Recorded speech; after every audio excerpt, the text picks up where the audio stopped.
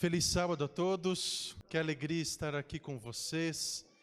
Eu não sei quem gosta de fondue de chocolate aqui. É aquela misturinha lá de chocolate nas frutas, né? Os queridos que apresentaram aí a adoração infantil, assim que falaram do cacho de uva, foi uma associação inevitável, né? Aí eu fiquei pensando, imagina só, se desse para pegar uma grande bacia e fazer um fondue com aquelas uvas lá que eles trouxeram naquela varetona, né? Sonhar não é nada demais, né? Quero também cumprimentar os nossos amigos que nos assistem pela internet, através do YouTube. Sejam bem-vindos aí mais uma vez a essa transmissão, e se talvez você tenha zapeado aí por diversos links e se encontrou com esse link aqui, eu peço que você não saia desse link. E eu digo isso não por minha causa. Estaremos apresentando a palavra do Senhor e tenho certeza que Deus tem coisas importantes para falar a você, mesmo que através de algo que não é nem um grãozinho de areia que sou eu. Eu gostaria de convidar os irmãos para abrirmos a palavra de Deus em Marcos capítulo 7. Marcos capítulo 7, versos 6 ao 13. Com a palavra de Deus aberta, oremos ao Senhor. Obrigado porque, querido Pai, porque temos a Tua palavra em nossas mãos nesta hora. Por favor, acalma o nosso coração. Acalma, Senhor, o coração daquele que precisa nesse momento. Aquela pessoa que passou por diversas situações problemáticas nesta semana e não está conseguindo parar de pensar que depois do pôr do sol, ou amanhã, ou segunda-feira, tem um problema muito pesado para resolver. Por favor, Senhor, que o Senhor acalme esse coração nesse momento, seja aqui ou através da internet, para que dessa forma a Tua palavra possa ser acalentada no coração. Também que os nossos jovens, as nossas crianças também possam estar atentos à Tua palavra nesta hora, em nome do Senhor Jesus. Amém. Marcos capítulo 7, versos 6 ao 13, lemos assim. Jesus respondeu: Bem profetizou Isaías a respeito de vocês, hipócritas, como está escrito: Este povo me honra com os lábios, mas o seu coração está longe de mim, e em vão me adoram, ensinando doutrinas que são preceitos humanos. Rejeitando o mandamento de Deus, Jesus continua dizendo a eles: vocês guardam a tradição humana. E disse-lhes ainda: vocês sempre encontram uma maneira de rejeitar o mandamento de Deus, para guardarem a própria tradição. Pois Moisés disse: honre o seu pai e a sua mãe, e quem maldisser o seu pai ou a sua mãe, seja punido de morte. Vocês, porém, dizem que se alguém disser ao seu pai ou à sua mãe: a ajuda que você poderia receber de mim é corbã, isto é, oferta ao Senhor, então vocês o dispensam de fazer qualquer coisa em favor do seu pai ou da sua mãe, invalidando a palavra de Deus por meio da tradição que vocês mesmos passam de pai para filho, e fazem muitas outras coisas semelhantes. O título do sermão desta manhã: Não olhe com fé para cima. Talvez você tenha feito aí se você conhece aí, tem acesso à Netflix, acesso aí a associação com um filme que foi lançado dia 5 de dezembro, e se você fez essa associação, você está certo, porque o objetivo é esse. O subtítulo do meu sermão ainda é o seguinte: existe alguma relação das obras que a gente realiza hoje? Exemplos: guarda o sábado, vegetarianismo, dizimar e ofertar, se envolver com o evangelismo, a missão da igreja. Isso está associado com alguma possibilidade da nossa parte em manter a salvação? Segura essa pergunta aí por enquanto. E a partir de agora vamos fazer algumas considerações. O Evangelho de Marcos é unânime entre os autores, tanto atuais quanto, inclusive, os pais da igreja, que são os que vieram depois dos discípulos de Jesus, ou ainda depois desses aí. A literatura que eles escreveram é conhecida como a patrística, inclusive. Eles são unânimes em acreditar que João, ou João Marcos, que aparece aqui em Atos, a partir do capítulo 12, é o autor desse evangelho. E que o evangelho tenha sido escrito por, inclusive, influência do apóstolo Pedro. Em outras palavras, João Marcos não teria sido uma testemunha ocular dos fatos. Assim como Lucas também não foi testemunha ocular de fatos. João Marcos, ele participou, juntamente com Paulo, da primeira viagem missionária. O seu primo, o de João Marcos, segundo Colossenses 4, verso 10, é Barnabé. E Barnabé, segundo o próprio nome, assim, se for fazer uma tradução literal, é filho da consolação. Uma pessoa bastante animada e já chegou sorrindo e talvez até cumprimentando os apóstolos, além de apresentar uma oferta muito generosa a eles. Então, o primo desse Barnabé é o João Marcos, autor do Evangelho. Só que durante a primeira viagem missionária houve um problema. Ele abandonou os dois lá no meio da missão. Então talvez ele tenha sido uma pessoa indecisa durante parte da sua vida. Temeroso diante das situações complexas do ministério pastoral e do evangelismo. Quem se envolveu com essas duas obras sabe muito bem do que eu estou falando.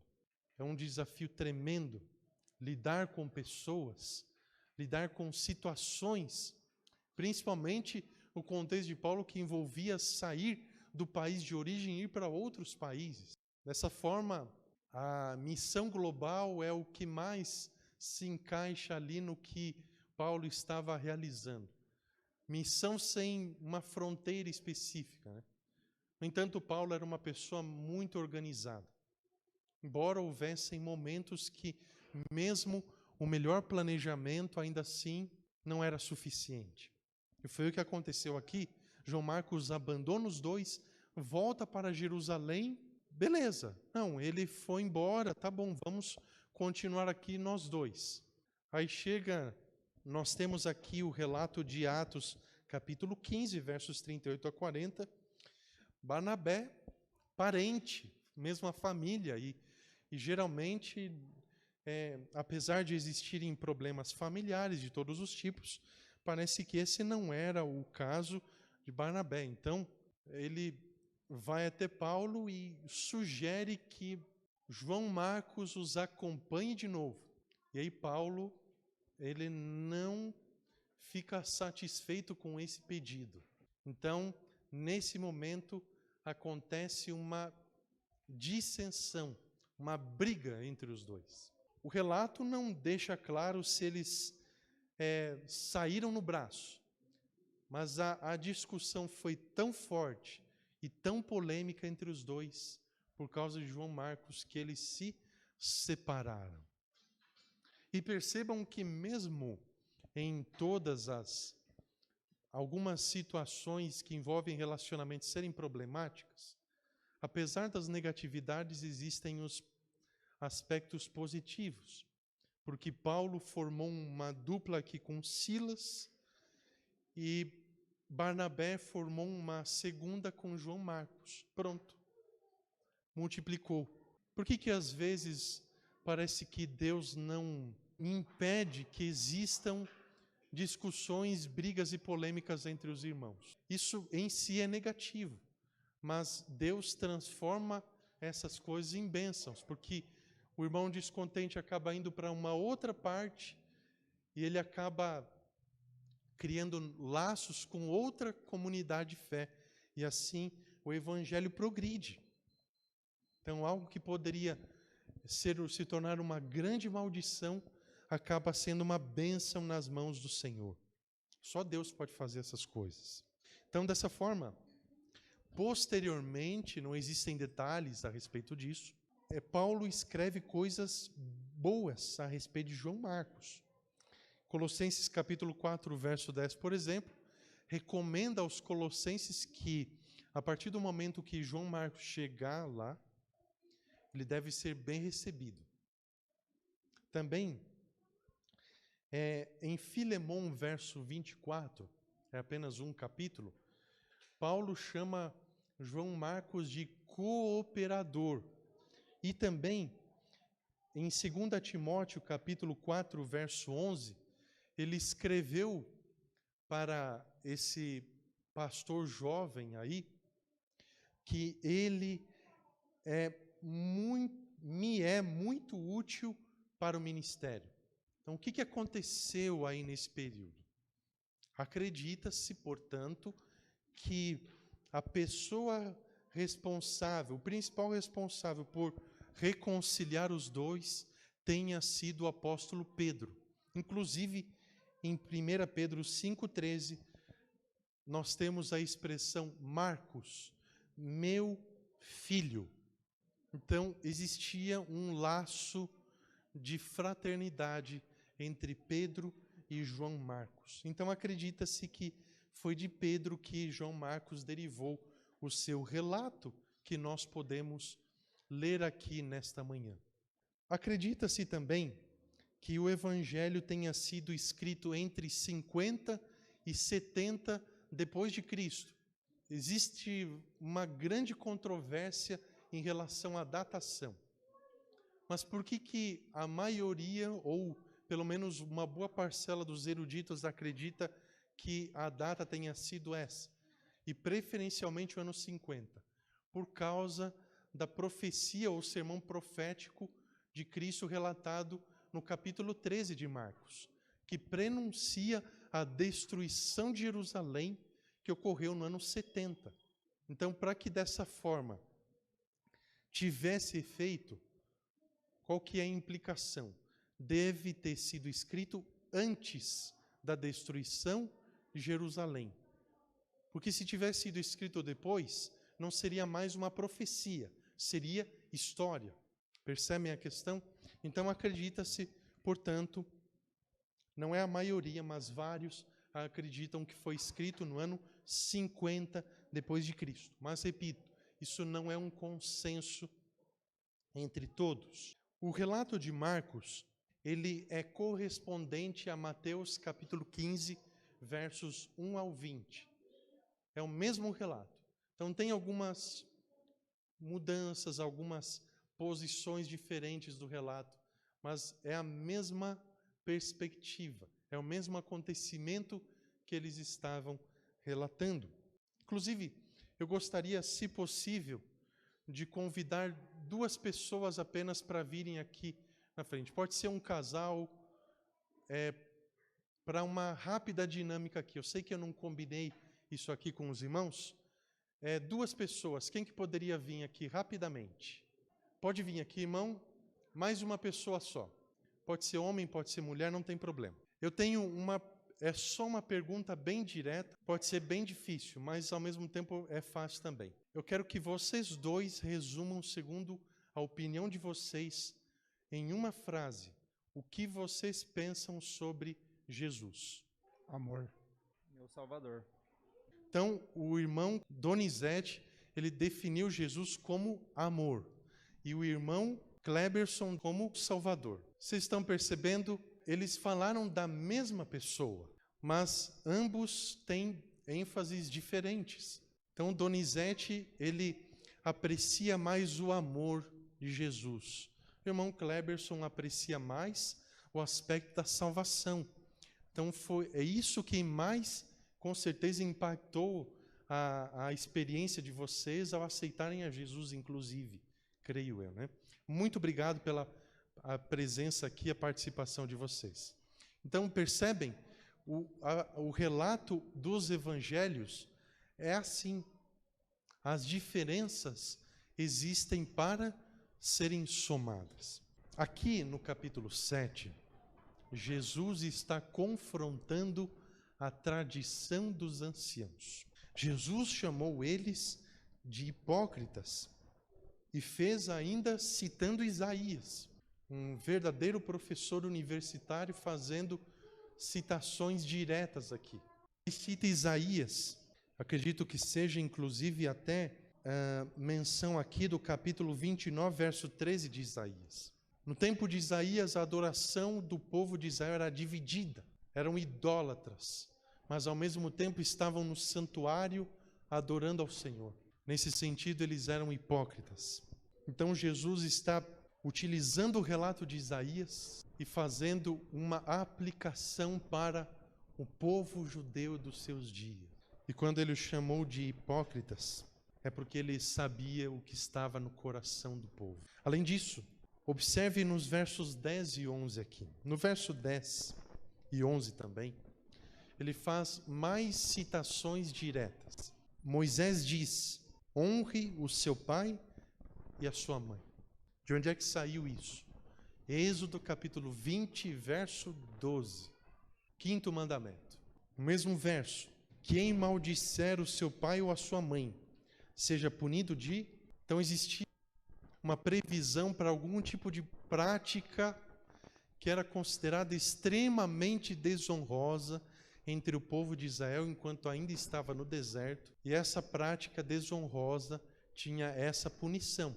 Lembre-se que era uma teocracia. Então tem todas as questões aqui da graça, misericórdia já envolvidas, e a partir do momento que ficasse constatada a punição, o castigo era esse. No entanto, aqui Cristo cita a lei de Deus e a lei de Moisés. Ele também faz referência à tradição, porque no verso 11 ele afirma: vocês, porém. Então, tanto no português quanto no grego, nós temos aqui uma adversativa. Existe a lei de Deus e existe a lei de Moisés. Nenhum problema com as duas. Mas aqui vocês, porém, criaram, aí eu tenho problemas com essa lei que vocês criaram. Quais eram os problemas? Leiamos aqui. Aí ele usa o exemplo do quinto mandamento. Se alguém disser ao seu pai ou à sua mãe: a ajuda que você poderia receber de mim é corbã, isto é, oferta ao Senhor. O que é corbã? Corbã é uma palavra que significa oferta. Simplesmente isso. E essa oferta implicava no seguinte: o mandamento da lei de Deus começa com a palavra honra. E o significado dessa palavra é realmente a devoção, a reverência, a obediência. No entanto, o significado em torno do contexto desse mandamento é mais profundo que isso. Essa honra, de acordo com a compreensão, não segundo a tradição dos anciãos, era a devoção, o respeito e também a preservação, o cuidado com os pais até o dia do seu falecimento.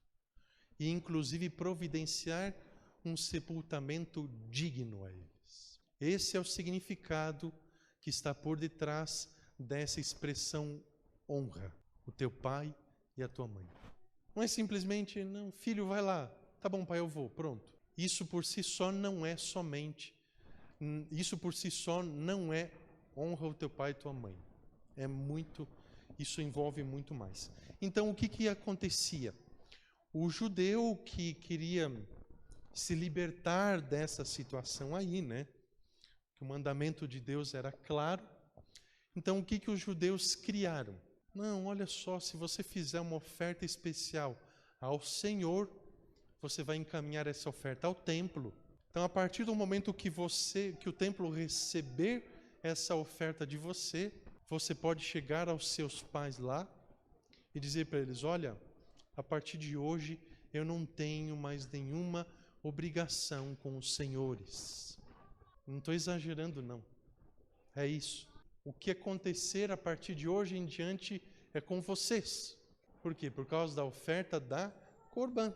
E qual foi a resenha crítica que Cristo teceu em relação a isto? Verso 12. Vocês o dispensam de fazer qualquer coisa em favor do seu pai e sua mãe. Verso 13, na verdade. Invalidando a palavra de Deus por meio da tradição que vocês mesmos passam de pai para filho. E fazem muitas outras coisas semelhantes. Ou seja, foi apenas um exemplo. Apenas um exemplo.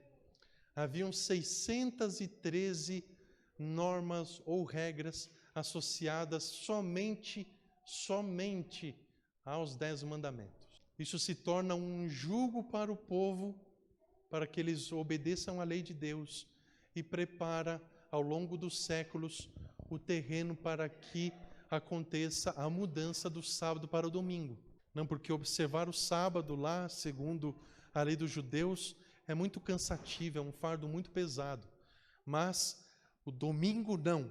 Esse dia é muito melhor, é mais leve, é mais...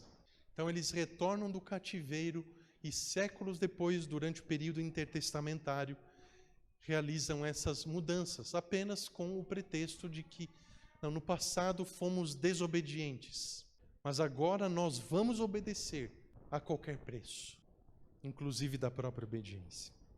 Então aqui no capítulo 7 de Marcos, 5 em Mateus 15, Cristo apresenta uma verdadeira demanda, uma acusação contra os líderes judeus. Vocês estão invalidando a palavra do Senhor com a tradição de vocês.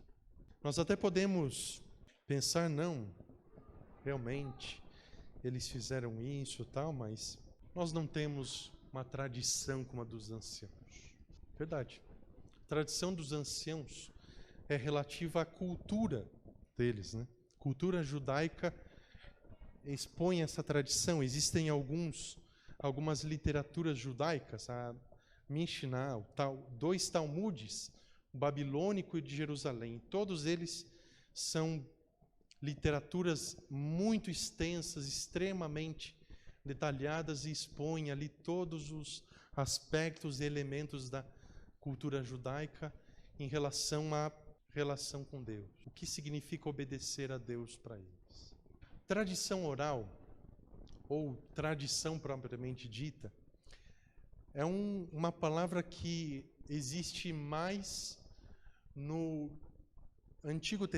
Novo Testamento, em relação às suas ocorrências. Então, o Novo Testamento deve ter pelo menos 8 ocorrências da palavra tradição. Ela não aparece no Antigo Testamento, mas já existia. Então, o que nós extraímos do Antigo Testamento? Primeiramente, surge a tradição oral. No tempo dos patriarcas, a palavra de Deus não era escrita, era transmitida boca a boca, de pai para filho, entre amigos, e assim a palavra de Deus foi preservada pelo mesmo Espírito que está entre nós hoje, que anda entre as nossas fileiras. Então nós temos os patriarcas, que foram pessoas inspiradas por Deus. E eles foram obedientes e contribuíram muito para a preservação da mensagem de Deus. A partir de Moisés, portanto, surge a tradição escrita. Ele começa a escrever inspirado por Deus. Acredita-se que o livro de Jó tenha sido o primeiro livro a ser escrito, e posteriormente Gênesis a Deuteronômio. E inclusive acredita-se que ele escreveu, além desses, alguns dos salmos. Então o Salmo 90 é de autoria mosaica. Então, a partir disso surge tanto a tradição oral quanto a tradição escrita. Então, ao mesmo tempo, é necessário que fique claro que existem tradições que são favoráveis à palavra de Deus e existem tradições que vão contra a palavra de Deus. Eu quero apresentar alguns exemplos para vocês de tradições que são favoráveis à palavra de Deus, que existe entre nós. Nisto cremos, é um livro que expõe 6 doutrinas da Bíblia, e cada uma dessas 6 doutrinas são acompanhadas, é um grupo abrange várias crenças fundamentais. É tradição, mas é uma tradição que está explicando a Bíblia e expõe aquilo que adventistas do sétimo dia creem com base na Bíblia. Outro exemplo é o Manual da Igreja, conjunto de normas eclesiásticas e administrativas para membros e líderes da Igreja Adventista do sétimo dia. É inspirado? Não, assim como nisto cremos, não é inspirado. Mas também faz referências à Bíblia e dessa forma se constituem tradições, porque não são inspirados, mas são tradições que são favoráveis à palavra de Deus. Terceiro exemplo de tradição, você tem aí junto com você a lição da escola sabatina. Também não é inspirada, mas é um guia de estudos que estudamos todos os dias e nos orienta no estudo da palavra de Deus. 3 exemplos de tradição. Existe também, como já disse, as tradições que são contrárias à palavra de Deus. E, infelizmente, estas são em muito maior número que as tradições que são favoráveis à Bíblia. A partir de 2006, 2007, pode-se dizer que a internet alçou um desenvolvimento e, dessa forma, muito mais pessoas passaram a ter acesso. Acho que vocês se lembram aí dos modems, né? A DSL, a DSL2+, agora tem a fibra. E a internet é um excelente veículo de comunicação e nós podemos obter através dela excelentes materiais, mas ao mesmo tempo existe muita heresia que circula pela internet. Então, se você não tiver um olhar clínico para ver e um ouvido excelente, preparado pela Bíblia, você não vai conseguir separar uma coisa da outra. A heresia da verdade. E, infelizmente, também no meio adventista também existe muita tradição errônea. E eu não estou me referindo nem ao Nisto Cremos, nem ao Manual da Igreja, nem nada disso. Eu estou me referindo a interpretações, a opiniões, a pontos de vista. Nada disso é negativo em si mesmo. Então, essas palavras, opinião, ponto de vista e perspectiva, são palavras neutras. O que vai determinar se vai ser positivo ou negativo vai depender do seu portador. Assim como a TV, o rádio, a internet, também são neutros. O que vai determinar se são positivos ou negativos é o uso que fazemos desses meios. A mesma coisa com as nossas opiniões e interpretações bíblicas. Então, geralmente, partimos do pressuposto que a palavra de Deus é a sua própria intérprete. Ela não depende da minha opinião, do meu pensar, do que eu acho que é, da forma como eu enxergo o mundo, não. Esse mundo está condenado já, não vale mais a pena confiar nas pessoas.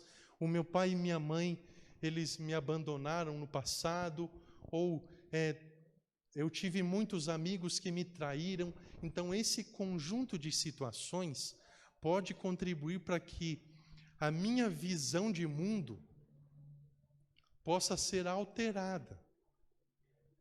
E isso pode influenciar, pelo menos até certo ponto, a forma como eu entendo a palavra de Deus. Eu quero dizer para você que está aqui, como também para você que está pela internet, se alguma coisa negativa aconteceu no seu passado por causa do seu pai, da sua mãe, dos seus amigos, quem quer que seja, Deus nunca vai condenar você por conta dessas coisas. Mas isso influencia a sua visão de mundo. A partir do momento que um pai é um carrasco com seus filhos, qual é a impressão que eles vão formar de Deus? Isso vai influenciar negativamente, pelo menos até certo ponto, até que esse ciclo se rompa, essa opinião negativa sobre Deus. Não, Deus é um carrasco. Não, se eu fizer alguma coisa errada, qualquer que seja, Deus vai me castigar. E sabe, Me permitam afirmar isso, mas infelizmente eu percebo que de forma muito generalizada, ou seja, não é um lugar específico que isso acontece. Existe uma ênfase muito forte nas obras. Eu não estou me referindo naquele momento em que acontece a justificação, você recebeu o estudo bíblico, foi batizado, foi justificado pela fé, beleza, não. Nesse momento, pelo menos a grande maioria entende que não. Nós somos justificados pela fé, salvos pela graça. Apenas uma pessoa ou outra, um grupo ou outro que diverge, não, eu não concordo com essa visão aí. Mas a maioria tem problemas para entender o que é santificação de fato. E na prática acreditam que não. Se eu, enquanto estou sendo santificado por Deus, se eu transgredir o sábado uma vez que seja, se eu deixar de dizimar e ofertar uma vez que seja, se eu adulterar uma vez que seja, se eu fizer qualquer coisa que seja pecaminosa diante de Deus uma vez que seja, eu já perdi a salvação. E dessa forma, a vida cristã acaba se tornando pesada. Porque não, eu preciso, porque se eu não fizer esse esforço, eu não alcançarei a salvação. É a compreensão de muitos. Eu não posso afirmar isso, mas talvez seja necessário que Cristo entre nesta manhã na porta do meu e do seu coração, porque Ele tem questões semelhantes a que Ele tratou com os anciãos aqui, os fariseus e escribas. Talvez Ele tenha questões semelhantes comigo. E que essas visões, essas interpretações precisam ser mudadas. Porque elas não estão de acordo com a palavra de Deus, com o texto inspirado. Talvez eu esteja interpretando alguma coisa da Bíblia e eu esteja equivocado nesse pensamento. E de acordo com o que revela o apóstolo lá em Pátimos, Cristo está batendo na porta do meu coração insistentemente, porque ainda precisam ser feitas mudanças na minha vida e talvez na sua vida também. Sejam elas tradições, sejam interpretações. Interpretações é uma coisa que, de certa forma, se tornou um exercício diário para mim. Principalmente até por causa da internet. Talvez até o pastor Ricardo viva uma realidade semelhante a essa daí também. E ideias e pontos de vista sobre a Bíblia chegam para a gente todos os dias e não, eu acho que é isso e não, eu interpreto dessa outra forma aqui. E assim, até certo ponto isso é saudável. Porque como seres humanos somos criaturas pensantes, então nós temos que fazer esse exercício de pensar, de raciocinar, de interpretar, será que é assim? Por que não pode ser desse outro jeito? Beleza, não tem nenhum problema fazer isso. Mas sabe onde é que está o problema? O problema está a partir do momento que eu começo a compreender aquilo que é verdade e eu recuso a me submeter, como é o caso daqui, do que nós lemos. Está claro o que é a lei de Deus, o que é a lei de Moisés, mas a tradição ainda assim não é explicativa, ela vai além, ela distorce aquilo que a lei de Deus deixa tão claro.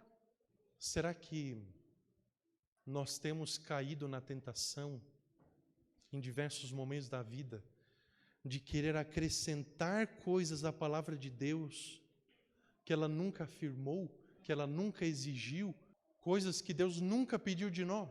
Será que nós estamos procurando, inclusive, nos submeter a um grau de perfeição que nem o próprio Deus nos exige, porque Ele sabe que nós não somos capazes de fazer isso por nós. Tanto é que Ele já nos dá de presente, Ele nos concede a perfeição. Será que eu estou tendo a perspectiva correta daquilo que realmente é salvação? E quando eu falo perspectiva correta, não é a minha perspectiva, Lucas, que é a correta. A perspectiva correta é a que está apresentada claramente na palavra de Deus. Eu preciso me submeter a ela. A partir do momento que eu me submeter, a minha experiência cristã será diferente, tanto para mim quanto para as outras pessoas. Eu já ouvi e ainda continuo ouvindo relatos de pessoas que desabafam, dizendo: eu não tenho mais paciência para observar a lei de Deus. Eu não tenho mais disposição para frequentar a igreja, porque eu não aguento mais ouvir pessoas dizendo que eu estou condenado, porque em um momento da minha vida, em uma situação específica, eu acabei desobedecendo a lei de Deus, e aí veio alguém da igreja e disse que eu estava condenado por isso. Nós dependemos de Deus em todas as fases da salvação. Há pessoas que acreditam que não, agora Cristo já me justificou, já morreu por mim na cruz, então Cristo, agora pode deixar comigo, agora eu vou arrebentar a boca do balão aqui. Eu vou ser o melhor. E vivem uma vida de santificação por sua própria conta, sem depender da graça de Deus. E acreditam que a observância da lei é um requisito, porque se eu não obedecer à lei de Deus, eu não vou ser salvo. Assim, veja, eu não quero, ao mesmo tempo que eu estou dizendo que é simples, eu não quero tornar isso aqui simplista, a ponto de simplificar questões que eu tenho que reconhecer que são complexas dentro desse assunto. Existem muitas discussões a respeito desse assunto. Mas, em resumo, o que eu quero dizer para vocês nesta manhã é que enquanto estamos em santificação, nós continuamos dependendo de uma justificação diária da graça de Deus do mesmo jeito. Não há ninguém, irmãos, ninguém que obedeça à lei perfeitamente. Ninguém. Somente um obedeceu à lei perfeitamente. E você sabe de quem estou falando. E Jesus obedeceu à lei perfeitamente por nós. Ele é o nosso substituto. E dessa forma, Ele, em sua justiça, Ele faz uma troca conosco. Mateus capítulo 11, versos 28 a 30. Vinde a mim, vós que estáis cansados e sobrecarregados. Vinde a mim, vocês que ouviram em uma vez na vida que vocês estavam condenados à morte eterna só porque vocês tropeçaram em apenas um ponto da lei. Vinde a mim, aprendei de mim que eu sou manso e humilde de coração, e recebam o meu fardo, que é leve. Quando alguém estiver se sentindo culpado, se sentindo perdido, porque sabe que errou, apresente Mateus 11, 28 a 30 para essa pessoa. Isso não significa passar a mão, não significa dizer que ela não errou, mas significa dizer que ainda existe graça. Sabe, irmãos, talvez Deus queira apresentar demandas para nós nesta manhã. Talvez precisamos nos submeter mais à palavra de Deus. Talvez nós precisamos ter um coração ainda mais humilde para entender esse livro, ao invés de aplicarmos aí a nossa criatividade, a nossa imaginação, o nosso ponto de vista. Como eu disse, até certo ponto, a reflexão em cima dos temas bíblicos é saudável. Mas eu preciso aplicar o meu coração em oração para entender aquilo que Deus revelou como sua mensagem. Você está disposto a fazer isso essa manhã? Eu não sei o que se passa no seu coração. Eu não tenho competência para avaliar o seu caráter, a sua personalidade. Saber quem está salvo, quem está perdido, está muito acima da minha alçada. O máximo que eu posso fazer é avaliar conceitos, ideias, pensamentos e encaminhar a palavra de Deus, encaminhar para Cristo. Mas eu gostaria de fazer um apelo para você nesta manhã, para você que nos assiste através do YouTube. A gente vai ouvir uma música aí agora, a Amanda vai estar cantando, e essa música vai estar falando que Cristo deve ser a nossa fonte. Às vezes nós podemos errar, nós podemos cair, nós podemos tropeçar, Podemos interpretar a palavra de Deus incorretamente, mas Ele está disposto a nos reerguer. Então, que você tome essa decisão de submeter o seu coração à palavra de Deus e também à pessoa de Jesus Cristo. E você pode ter certeza que, a partir do momento que você entregar o seu coração a Deus, desse jeito, você não vai se tornar somente um estudioso da Bíblia. Não é esse o objetivo de Deus. Mas Ele vai ter mais permissão dada por você mesmo para transformar o seu coração, a sua mente, a sua visão de mundo. E dessa forma, a sua experiência é de outras pessoas que veem você. A Bíblia não diz que nós somos espetáculo. Dessa forma, a minha e a sua influência serão muito mais eficazes. Amorável e inefável Senhor que está nos céus, eu oro ao Senhor pelas decisões que foram tomadas aqui nesta manhã. Que o Senhor nos dê poder, disposição, força de vontade, todos baseados na Tua graça, para que dessa forma, a cada dia, possamos dar o devido valor que a palavra de Deus escrita e também a pessoa de Jesus Cristo devem ter em nosso coração. O Senhor é o único que conhece as lutas individuais que os teus filhos travam. Sabe das dificuldades, sabe das provações, das motivações, da disposição em te obedecer, em te servir, e sabe que nós vivemos em um mundo de pecado, que nos impossibilita, por enquanto, de estar sempre na mesma plataforma do ideal que o Senhor estabeleceu. E por isso agradecemos, porque o Senhor elegeu para nós um divino substituto, que é Jesus Cristo. E em todos os momentos da salvação que o Senhor nos dá de presente, Ele é nosso substituto. Que nós possamos depositar as nossas cargas pesadas nos seus divinos ombros. E por favor, Senhor, conceda mais uma vez a cada um de nós a justiça de Cristo. Que o Espírito Santo que anda entre nós, entre as nossas fileiras, que está todos os dias conosco nas nossas atividades diárias, nos acompanhando, que esse mesmo Espírito continue transformando o nosso coração, moldando a imagem de Cristo. Eu também peço que o Senhor abençoe o restante do dia sagrado para cada um de nós. Abençoa cada família desta igreja, em nome do Senhor Jesus. Amém.